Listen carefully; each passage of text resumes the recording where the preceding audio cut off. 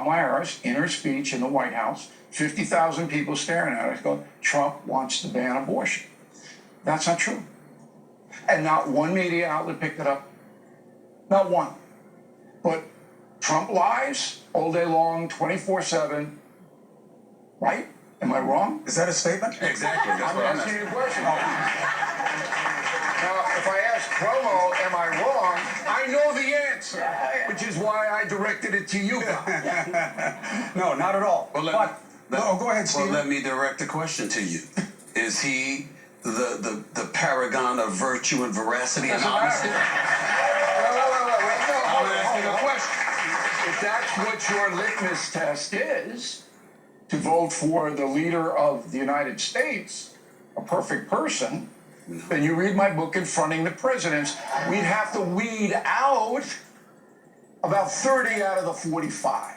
Okay? Nobody's looking for perfection. Nobody's looking for perfection. Not in this. What they're looking is for something they can tolerate. And the culture wars have become more and more consuming in our politics. And frankly, as someone who grew up in it, there's a very simple reason for that. It's easier. It is way easier. I'm old enough now to remember when this issue came up. You're not. But I remember, Gov, when this entered the political space, it was because we were in a very hard economic time. And it was much easier to talk about something that absolutely matters to people. And Catholics were one of the first catalysts for this issue in terms of resistance to the idea of forsaking the child. So this resonates. You hear what Ro Khanna says about how women feel. We have his colleague, Jared Moskowitz here, congressman from Florida, of course. And when you hear this, that you guys are forgetting half of the equation when it comes to rights with reproduction, which is, of course, the life in the womb. How do you negotiate that? Well, first of all, I think most Americans, if you look at the issue, are not for 6 weeks and they're not for late-term abortions. I don't support late-term abortions. But if you look at President Trump's position, which it's unclear, he said he supported the amendment in Florida, the constitutional amendment, and then he said he was against it. He's come out and said that he supports 15 weeks, but he supports that with exceptions, right? That's not some moral compass. He's looking at the polls. He's looking at the polling on it. Well, that's an interesting point you're making, Congressman. What was your reaction when the nominee for the Democratic Party said Trump wants to ban abortion? You know that's not true. Well, hold on a Wait, second. you know it's not true? I know when Trump says something, I know it's not true. No whataboutism here. No whataboutism. Hold on. You knew and know that what she said was false. The only Does that bother you? Hold on. The only reason you can say that is because we have a filibuster in the Senate. If it She made the statement in front of the world. Hold on, It's not true. Bill, Do you support that? Bill, when you say it's not true in this world, it's not true today. It might be true tomorrow. That's pretty convoluted. Hold on. When Roe v. It might be true tomorrow? Yeah, because when Roe v. Wade fell, the Republican Party talked about passing a 15-week. It's Donald Trump we're talking about. Hold on. When the Roe v. Wade fell, Republican Party talked about passing a 15-week abortion ban. That's what they tried to do. And by the way, the speaker just yesterday talked about getting rid of Obamacare. Look, so that was something that was that was something that was settled, and now we're back to getting rid of Obamacare. When Trump says that every legal mind supported Roe v. Wade going back to the states. Yeah, every legal mind. I said that's not true. You won't say that what Harris said last night is not true. You don't know it's not true. Oh, I don't know it's not true? You don't know that. I've got 5 quotes from Trump saying directly, I'm not going to ban abortion. If there was ever a bill, I would veto it. So that's what he said. So hold on. So what you're saying is you can now take what Trump says to the bank. You can take what Trump says to the bank. I just want to be clear. All right. So let's get some perspective from people who are... No, hold on.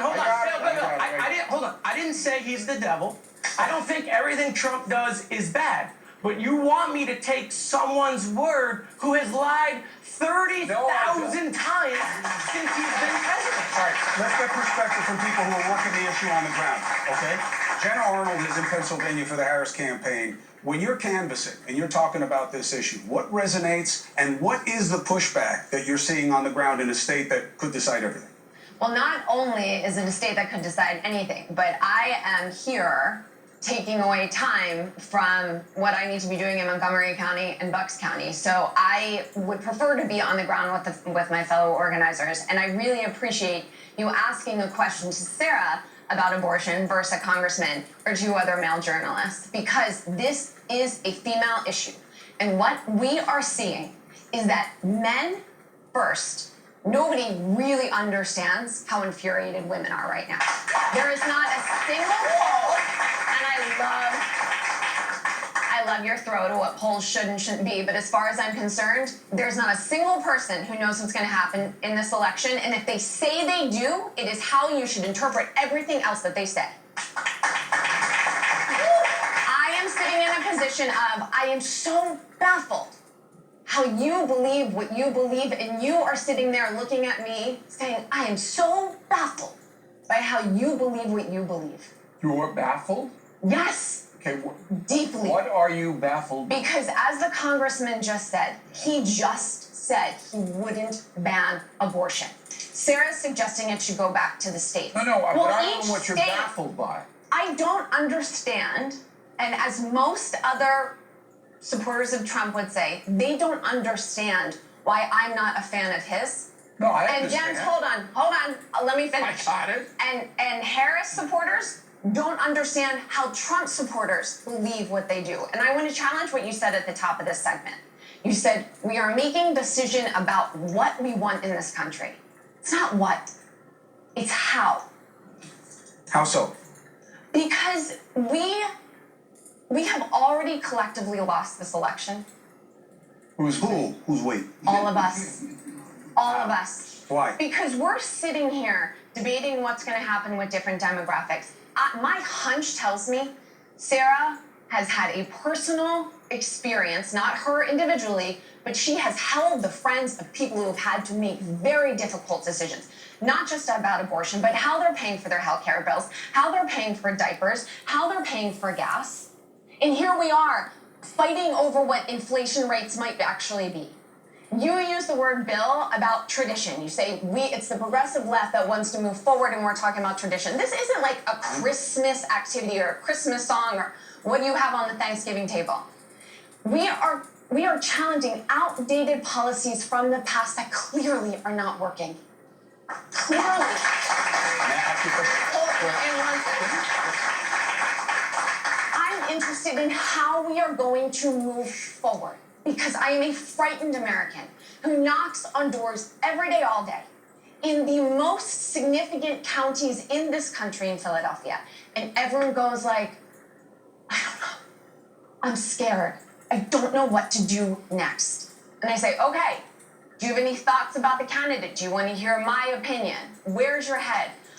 And they often, the undecideds, because there are undecideds out there. Again, any poll that says there's not undecideds, they don't know what, that's not been my experience on 6/11.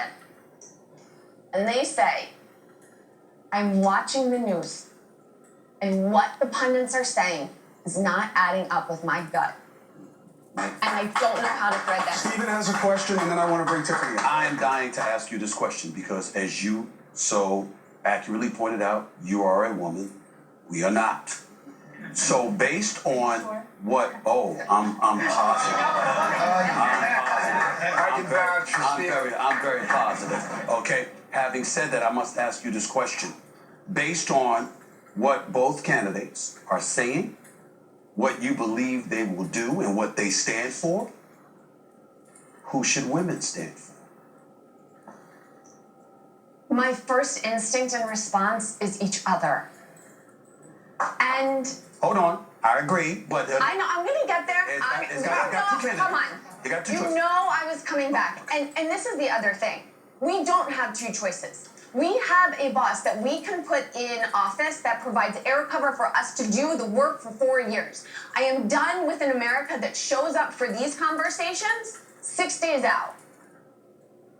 So, what do I, it is not, I don't understand why you're clapping, but go ahead. It is not, let me just finish, I'm gonna and I give want you to a break. answer his question. Go ahead, Jenna. It is indisputable which candidate has the capacity to go like this to everybody. The person who isn't going to change their mind constantly, the person who didn't put Supreme Courts in justice that took my rights away.